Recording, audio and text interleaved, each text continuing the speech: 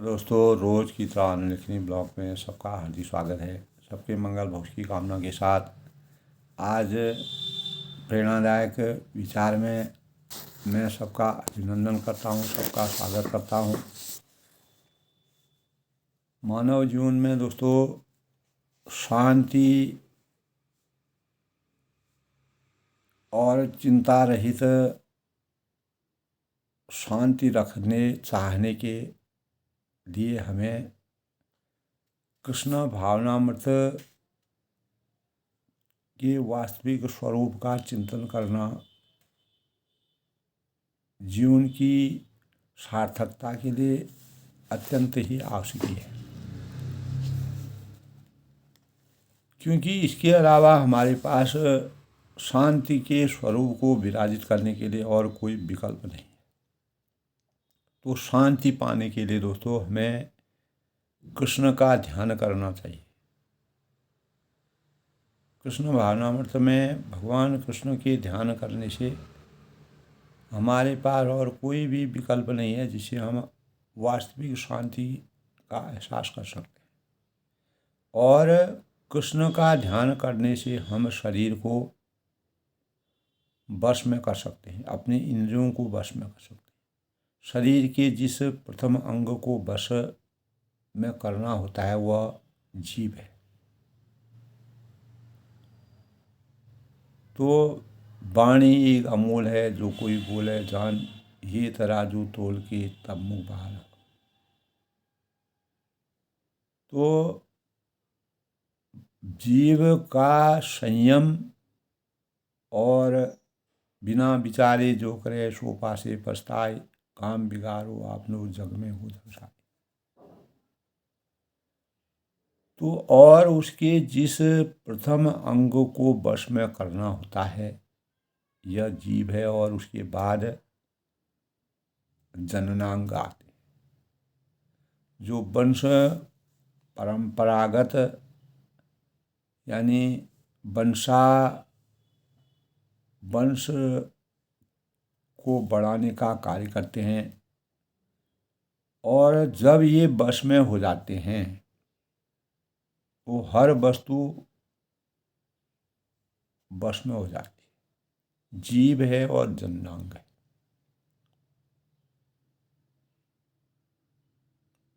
और अगर इनका ये एकदम से बंद हो जाएंगे, इनकी कार्यविधि समाप्त हो जाएगी, तो इससे सृष्टि का जो चयन है वो भी नहीं होगा। लेकिन इनको कैसे हमको नियंत्रित ढंग से चलाना है, किस प्रकार अपने जीव में संयम रखना है, किस प्रकार जननांग की प्रक्रिया को सही ढंग से मानव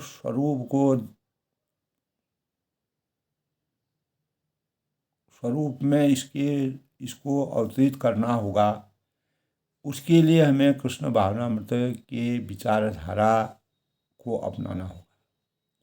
जब ये वश में हो जाते हैं तब हर वस्तु वश में हो जाती है। तो कीर्तन करते हैं, हम भजन करते हैं, कीर्तन करते हैं, तथा कृष्ण प्रसाद खाने से जीव वश में हो जाती है। भगवान का अभूत यानी भगवान का जो श्रेय है हमारे अंतःकरण में आ जाता है, भगवान का अमृत हमारे अंतर में आ जाता है। भगवान का हम कीर्तन भजन करते हैं और उस प्रसाद को ग्रहण करते हैं। उस प्रसाद में भगवान घुल मिल जाते हैं, उनकी विचार घुल मिल जाते हैं, उनका परिवेश, उस वातावरण का परिवेश घुल मिल जाता है। तो जो ही जीव वश में आ जाती है तो दोस्तों आमाशय वश में हो जाता है। ये बड़ा वैज्ञानिक तथ्य है। और उसके बाद जननांग वश में आ जाते हैं। और वस्तुतः शरीर और तथा मन को वश में करना अति सरल विधि है। जब मन कृष्ण पर स्थिर हो जाता है, आपने देखा होगा कितने लोग जो हैं भगवान श्री कृष्ण में रम जाते हैं, रात दिन भक्ति करते हैं, पूजन करते हैं, तो भगवान उनको मनसा वाचा कर्मणा से पूर्ण रूप से तृप्त कर देते हैं, कृतकृत्य कर देते हैं। इसीलिए आध्यात्म से हमारे जीवन में परिवर्तन होता है। जब मनुष्य कैसे भी जीवन को परिवर्तित नहीं कर सकता है, हजारों कार्य करता है, कभी वह भौतिकता के परिवेश में जाता है, कभी वह एकदम निर्धन हो जाता है, कभी वह अत्यधिक उतार चढ़ाव के परिवेश से गुजरता है। अंततोगत्वा जब सब कुछ इंसान कर लेता है, भौतिक सुख कर लेता है, मानसिक सुख, शारीरिक सुख और अपेक्षाओं के मन में जो सोची हुई बातें हैं उनका सब सुख भोग कर लेता है, अंततोगत्वा जब कहीं भी उसको शांति मिलती है तब वह आध्यात्मिकता से जुड़ने का प्रयास करता है। ये मानव चेतना में हर जगह दृश्यमान होता है और दिखने को मिलता है।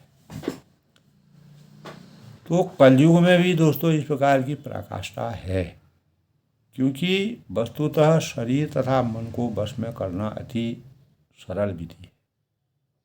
जब मन कृष्ण पर स्थिर हो जाता है, भगवानों पर स्थिर हो जाता है, तो उसके पास कोई व्यस्तता नहीं होती है, वो व्यस्त नहीं रहता है, वो भगवान पर लीन हो जाता है। उसके लिए कोई, तो वह स्वतः ही वश में हो जाता है और अपने कार्यों में सदैव कृष्ण के लिए कार्य करने में केंद्रित हो जाता है। ऐसे कितने लोगों का जीवन आपने देखा होगा सामाजिक परिवेश में। तो यथा जैसे बागवानी है और कोई कार्य है, भोजन पकाना है, सफाई करना है, कोई और कार्य करना है, तो शरीर, मन और कार्यों को कृष्ण की सेवा में लगाकर मनुष्य परम निर्वाण प्राप्त करता है। और जो कृष्ण में वास करता है, हर वस्तु कृष्ण में है, इसलिए कृष्ण भावना मृत में कार्यों के बाहर हम शांति नहीं पा सकते हैं, ये निश्चित है।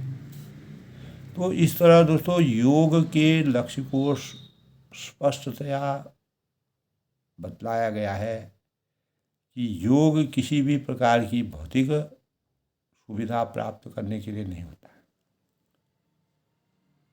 अगर योग की सामर्थ्य में आदमी जुड़ जाता है तो वह तो सारे जगत से निवृत्त के लिए समर्थ बनना चाहता है।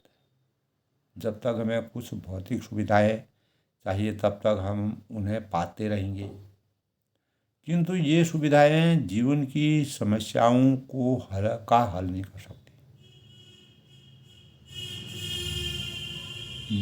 हम हैं या आप हैं, जो भी हैं, इस संसार में, इस विश्व में, इस दृश्यमान जगत में भ्रमण करते हैं, इधर जाते हैं, उधर जाते हैं, और अंततोगत्वा हमारे मन में एक मत आता है कि सर्वश्रेष्ठ भौतिक सुविधाएं प्राप्त हैं, किंतु क्या इसका अर्थ यह होता है कि उन्होंने शांति, यानी सब, अगर हम अपने जीवन में सभी भौतिक अपेक्षाओं को प्राप्त कर लिए, हमको वास्तविक शांति की प्राप्ति हो गई? तो वास्तविक शांति जीवन में है क्या? इसको प्रेरणादायक विचारों से हमें उसका अध्ययन करना चाहिए। क्या कोई यह कह सकता है इस संसार में, कह सकता है कि मैं पूरी तरह शांत हूँ,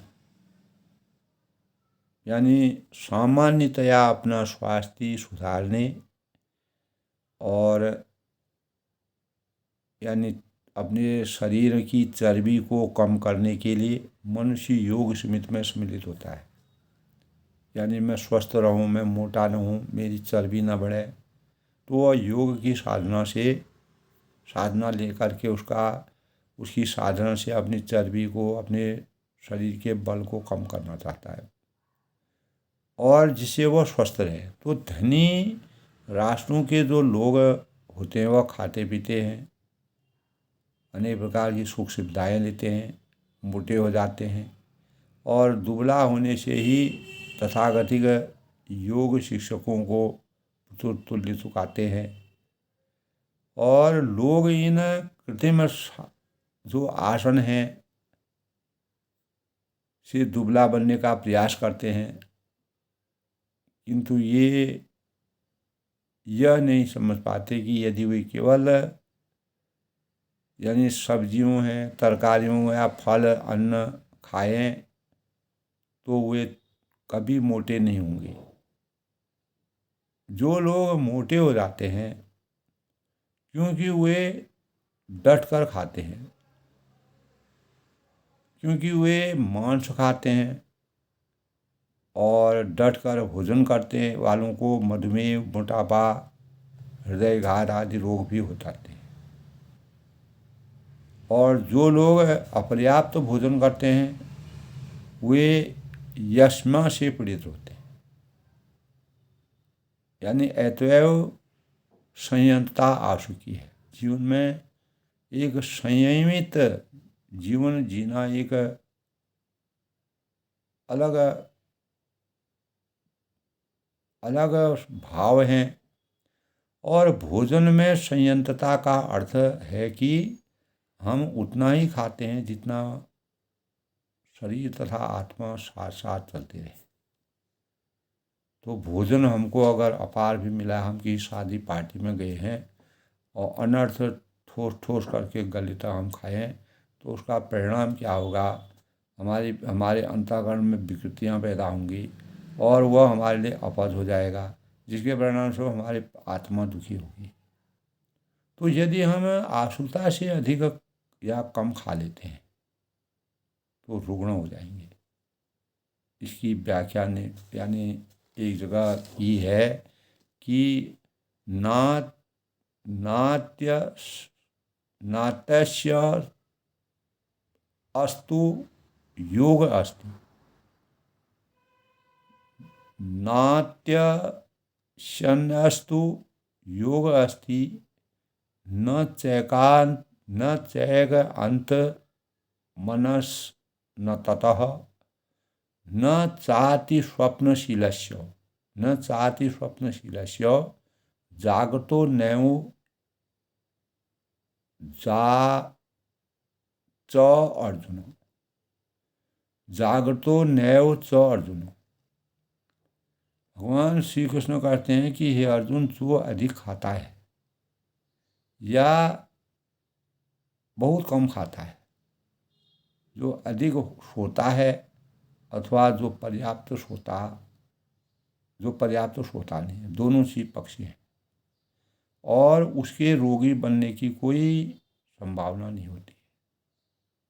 क्योंकि भगवद गीता में एक जगह कहा है कि युक्ताहार विहारस्य युक्त चेष्टस्य कर्मसु युक्त स्वप्नावबोधस्य योगो भवति दुःखः। यानी जो खाने, सोने, आमोद प्रमोद तथा काम करने की आदतों में नियमित रहता है, एक दैनिक प्रक्रिया जो हमारी नियमबद्ध तरीके से होती है, तो वह योगाभ्यास द्वारा समस्त भौतिक क्लेशों को कम कर सकता है। जो हमारे जीवन में अनेक प्रकार के क्लेश आते हैं, हम परेशान होते हैं, किसी प्रकार की विपरीत स्थिति आ जाती है, उसको कैसे हम नियंत्रित करते हैं। तो भगवद गीता में ऐसा नहीं है कि हमें अपने को भूखों मारना है, ऐसा कहीं नहीं कहा गया है।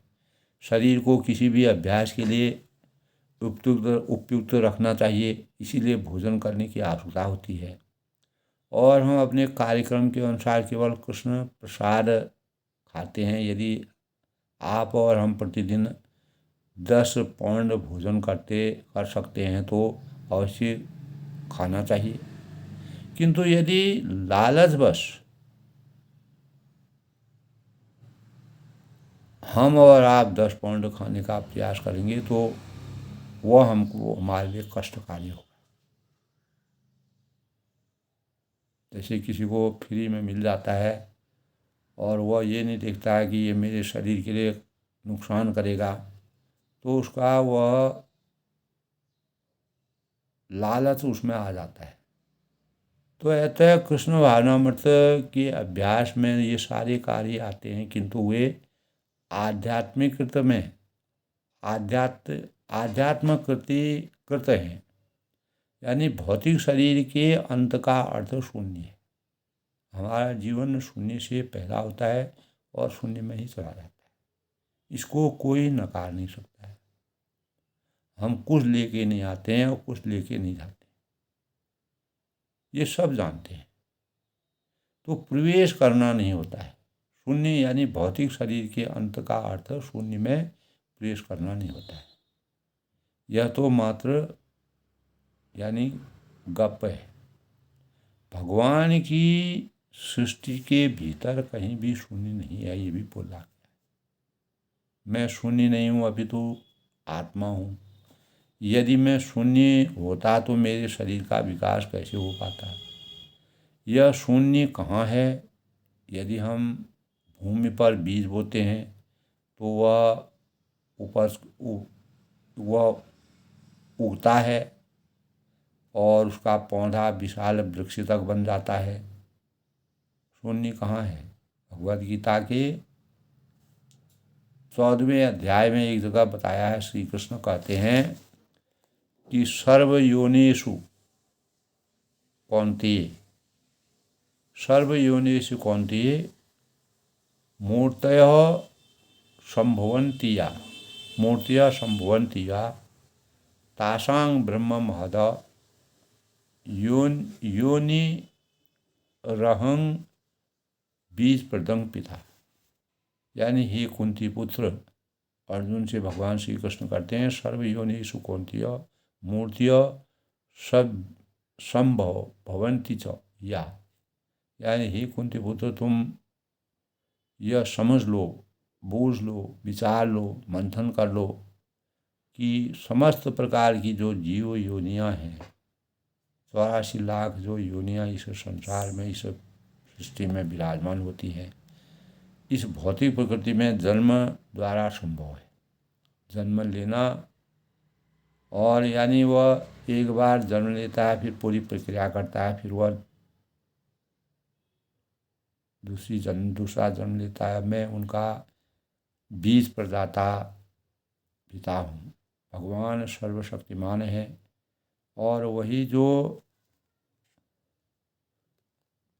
कि समस्त प्रकार की जीव योनियाँ इस भौतिक प्रकृति में जन्म लेती हैं और वे उनका बीज प्रदाता पिता के रूप में भगवान अपने को मानते हैं। तो मूलतः अगर हम सोच करें, विचार करें, मंथन करें, तो कृष्ण द्वारा बीज प्रदान किया जाता है। भगवानों द्वारा उसे भौतिक प्रकृति के गर्भ में स्थापित किया जाता है। इस तरह अनेक जो जीव हैं वह उत्पन्न होते हैं और कोई इस विधि से विरुद्ध तर्क कैसे कर सकता, क्योंकि यह तो निरंतर चलने वाली प्रक्रिया है। यदि अस्तित्व का बीज शून्य हो जाता है तो शरीर किस तरह उत्पन्न होता हो? फिर शरीर ही उत्पन्न नहीं होगा, यानी यह कभी भी समाप्त नहीं होता। वस्तुतः निर्वाण का अर्थ होता है दूसरा शरीर ग्रहण न करना। निर्वाण मतलब हमेशा के लिए। तो इसी के परिणाम स्वरूप हम इस शरीर को शून्य बनाना चाहते हैं। तो निर्वाण का अर्थ है दुखी और भौतिक बद्ध शरीर को शून्य बनाना, अर्थात भौतिक शरीर को आध्यात्मिक शरीर में परिणित करना। तो इसी का अर्थ है कि भगवान में प्रवेश करना, और जिसका वर्णन भगवद गीता में किया गया है कि न तद भास्वते सूर्यो स शशांको न पावक, न तद भास्यते सूर्यो न शशांको न पावक यद गत्वा च निवर्तते तद धाम परम मम। यानी वह मेरा परम धाम न तो सूर्य या चंद्र के द्वारा प्रकाशित होता है और न अग्नि द्वारा या न बिजली द्वारा, शशांको न पावक। और यद गत्वा न निवर्तन्ति, जो लोग वहाँ पहुँच जाते हैं वे इस भौतिक जगत में फिर से लौट कर नहीं आते, हमेशा के लिए उनको मोक्ष की प्राप्ति हो जाती है। इसीलिए भगवान की सृष्टि में शून्य कहीं भी नहीं है। आध्यात्मिक जगत के जो सारे ग्रह हैं इसी प्रकार आत्म प्रकाशित हैं। जिस तरह सूर्य जो है हमेशा प्रकाशित रहते हैं, अपने गति में हमेशा लगातार चलते रहते हैं। जब से सृष्टि की रचना हुई तो भगवत उद्गम जो है वह सर्वत्र है, किंतु वहाँ का आध्यात्मिक आकाश तथा सारे ग्रह परम धाम अर्थात श्रेष्ठ निवास है। जैसा कि कृष्ण भावनामृत में बताया जा चुका है कि परम धाम में सूर्य प्रकाश, चांदनी, बिजली की आवश्यकता नहीं होती है। भगवान अपने आप में सर्व शक्तिमान, सर्व समर्थवान है। तो इस ब्रह्मांड में हमें ऐसा धाम नहीं मिल सकता है। हम अपने अंतरिक्ष यानों में बैठकर चाहे जितनी भी दूरी की यात्रा कर लें, आज का विज्ञान कितना भी उन्नति कर ले, किंतु हमें कोई ऐसा स्थान नहीं मिलेगा जहाँ सूर्य प्रकाश न हो। सर्वत्र विराजमान, और सूर्य प्रकाश इतना विस्तृत है कि वह ब्रह्मांड भर में व्याप्त है, सर्वत्र व्याप्त है। इसीलिए ऐसा धाम जहाँ सूर्य प्रकाश, चांदनी या बिजली नहीं है वह इस भौतिक आकाश से परे है। और इस भौतिक प्रकृति के विषय में हम कुछ भी नहीं जानते हैं। हम इतना भी नहीं जानते हैं कि प्रारंभ में यह किस तरह निर्मित हुई। और भगवान शिव ही कहते हैं कि शिव जो है इस सृष्टि में सबसे पहले शिव प्रकट हुए, उसी से रात दिन की कल्पना हुई, सूर्य का निर्माण हुआ, तब रात दिन हुई। तो ओम नमः शिवाय का जाप, ओम में सब कुछ समाहित है। तो फिर हम आध्यात्मिक प्रकृति के विषय में क्या जान सकते हैं जो परे है, जो हमारी सोच से, हमारी समझ से परे है। हमें कृष्ण से ही जानना होगा जो वहाँ रहते हैं, अन्यथा हम अज्ञान रूपी अंधकार में पड़े रहेंगे। तो भगवद गीता में आध्यात्मिक आकाश की जानकारी दी हुई है। हम उस किसी वस्तु के बारे में क्या जान सकते हैं वहीं हम पहुंच सकते हैं। तो जब हमारी इंद्रियां इतनी अपूर्ण हैं तो हम ज्ञान कैसे प्राप्त कर सकते हैं। तो हमें केवल सुनकर उसे स्वीकार करना हो। हम यह कैसे जान सकते हैं कि हमारा पिता कौन है।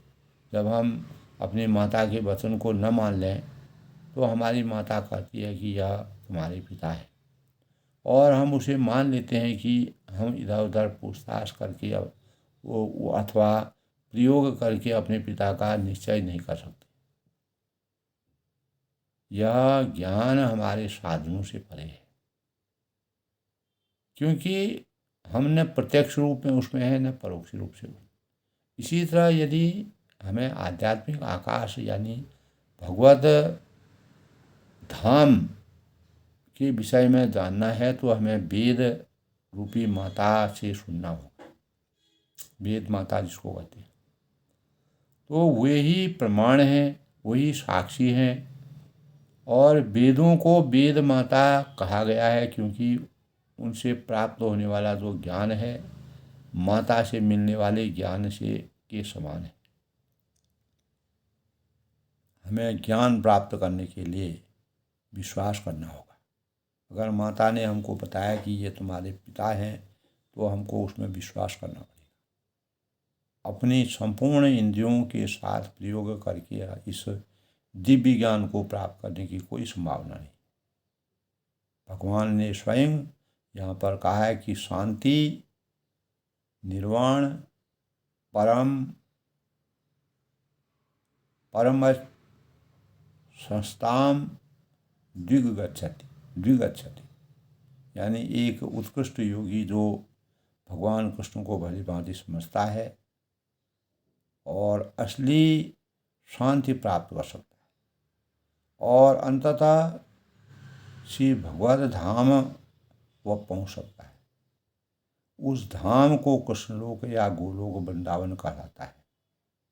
तो ब्रह्म संहिता में स्पष्ट कहा गया है कि गोलोक एक निवसत्य अखिल आत्मभूत, भगवान यद्यपि गोलोक में निवास करते हैं किंतु अपनी परा आध्यात्मिक शक्तियों के कारण वे सर्वव्यापी ब्रह्म और अंतर्यामी परमात्मा है। कोई व्यक्ति कृष्ण तथा उसके श्वास विष्णु को भली भांति समझे बिना न तो आध्यात्मिक आकाश तक पहुँच सकता है, न भगवान के नित्य धाम यानी बैकुंठ गोलोक वृंदावन में प्रवेश कर सकता है। और ब्रह्म संहिता के अनुसार दोस्तों, ब्रह्म संहिता का अगर हम ज्ञान देखते हैं तो सुनते हैं तो उसके अनुसार अपनी प्रामाणिक माता वेद माता से सीखना आवश्यक है। ब्रह्म संहिता कहती है कि परमेश्वर न केवल अपने धाम गोलोक वृंदावन में अभी तो सर्वत्र निवास करते हैं। केवल गोलोक ब्रह्मा वृंदावन या राम सहित अयोध्या में ही नहीं बल्कि सर्वत्र विराजमान हैं। वे सूर्य के सदृश हैं जो करोड़ों मीलों तक दूर होकर भी इस कमरे में अब भी उपस्थित है। तो निष्कर्ष यह है कि कृष्ण भावनामृत में कार्य करने वाला व्यक्ति पूर्ण योगी है, क्योंकि उसका मन सदैव कृष्ण के कार्यकलापों में लीन रहता है। स वै मनः कृष्ण पदार बिंदु। वेदों से हम यह भी जानते हैं कि तुम्हें यानी तमेव विदित्वादि मृत्युमेति, भगवान श्री कृष्ण को समझ लेने से ही जन्म मृत्यु के मार्ग पर विजय प्राप्त की जा सकती है। ऐसा हमारे वेद शास्त्र कहते हैं। कृष्ण भावनामृत में इस प्रकार का उल्लेख है। इस तरह योग सिद्धि भौतिक जगत से मुक्ति की प्राप्ति है और यह अबोध जनता को मूर्ख बनाने वाली यादगारी या व्यायाम चातुरी नहीं। तो इस प्रकार दोस्तों आज के प्रेरणादायक विषय में जिस प्रकार की बात कृष्ण भावना के भाव को देखते हैं सुनते हैं तो शांति का अर्थ होता है कि स्थिरता एवं स्थायित्व। जल को शांत उसी स्थिति में कहा जाता है जब वह ठहरा हुआ होता है और बहती नदी को शांत जल कदापि नहीं कर सकता है। तो आध्यात्मिक दृष्टिकोण से दोस्तों शांति का सीधा सा अर्थ है अंतर्मन की गतिहीनता, और यहाँ गतिहीनता से आशय उन कोलाहलों से है, दूर रहना है जो किसी न किसी प्रकार से हमारी आत्मिक उन्नति में बाधा पहुंचाती है। तो इन कोलाहलों की उत्पत्ति का कारण स्वयं हम ही हैं, क्योंकि जब हम इच्छाओं के कंकड़ अपने मन में शांत सागर में फेंकते हैं तो हम सागर में कुछ तरंगें उत्पन्न होती हैं जो मन की शांति को भंग करने का प्रयास करती है। कृष्ण भावनामृत में भी यही भाव है।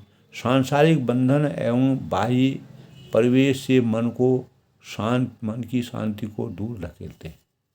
तो इस स्थिति में ऐसा शोर होता है कि हमें अपने मन की आवाज़ तक सुनाई नहीं देती है। तो वही कारण है कि महापुरुषों एवं जो ऋषि मुनियों में शांति की खोज के लिए और एकांत को प्राथमिकता दी गई है।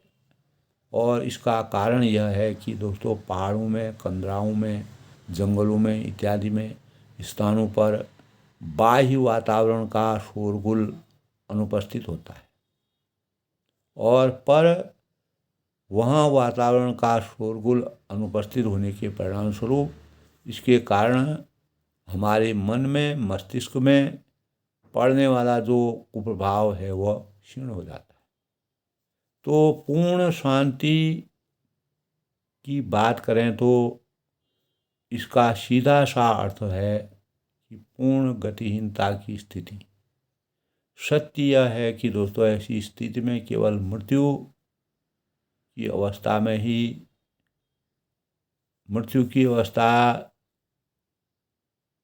अवस्था से ही प्राप्त हो सकती है। यानी हालांकि ऐसा माना जाता है कि मृत्यु से तो केवल स्थूल शरीर की शांति संभव है। तो सूक्ष्म शरीर अभी भी अशांत होकर छटपटाहट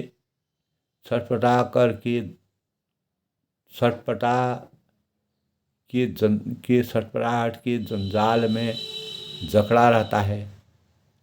और आध्यात्मिक दृष्टि से, वैचारिक और आध्यात्मिक दृष्टि से शांति की जो दशा है वस्तुतः सूक्ष्म शरीर अथवा आत्मा की शांति की ओर इंगित करता है। तो मनुष्य शरीर को दोस्तों शांति प्राप्त होना तथा तब तक संभव नहीं है जब तक मनुष्य अपने जीवन के दौरान स्थूल शरीर एवं मन को शांत न रखे। तो कृष्ण भावनामृत में भी यही निष्कर्ष निकलता है। निष्कर्ष यह है कि हमें स्वयं को अनावश्यक लोभ, इच्छाओं और सांसारिक बंधनों एवं मद, मोह, अहंकार, मोह माया से दूर करके निरंतर यानी आत्मिक शांति के लिए प्रयत्नशील रहना चाहिए। तभी हम मानवता के सही स्वरूप को में अवतीत होकर के मानव चेतना को जगाने के भावों का संचार कर सकते हैं और भगवान कृष्ण भावनामृत के अनुसार शांति का एहसास अपने जीवन में कैसे अवतरित कर सकते हैं। शांति का अर्थ जैसे कि बताया कि दोस्तों स्थिरता एवं स्थायित्व है। तो स्थिरता और स्थायित्व को लाने के लिए हमें अपने ज्ञान चक्षुओं को शांति के वास्तविक स्वरूप को और समो जल से और सूर्य जिस प्रकार से निरंतर चलता रहता है उनसे सीखना चाहिए, और जिससे हम सांसारिक बंधन एवं बाह्य परिवेश से मन को जो भी हमारे जब तक मनुष्य अपने जीवन के दौरान स्थूल शरीर एवं मन को शांत नहीं रखेगा तो निश्चित ही दोस्तों हमें स्वयं की अनावश्यक लोभ, इच्छा, सांसारिक बंधन एवं मोह माया से दूर करके निरंतर आत्मिक शांति के लिए प्रयत्नशील रहना चाहिए। तभी हम शांत सुखाय की अनुभूति को अपने जीवन में चरितार्थ करने में कामयाबी हासिल कर सकते हैं, जीवन को सुखमय बना सकते हैं। सर्वे सन्तु सुखिनः सर्वे सन्तु निरामया सर्वे भद्राणि पश्यन्तु मा कश्चित् दुःख भाग् भवेत्। इस वृत्ति को हम अपने जीवन में चरितार्थ करके और शांति का आभास जीवन के हर क्षण हर पल में अभिव्यक्त कर सकते हैं। तो आज के प्रेरणादायक विषय में मैं आनंद लिखनी ब्लॉग में सबका अभिनंदन करता हूँ, स्वागत करता हूँ। इसी प्रकार हमें अनेक ग्रंथों के माध्यम से शांति की वास्तविक पराकाष्ठा क्या होती है उसके बारे में मनन चिंतन ध्यान अवश्य करना चाहिए, ताकि हम अपने जीवन को सही स्वरूप प्रदान कर सकें। सब लोग प्रसन्न रहें, खुश रहें।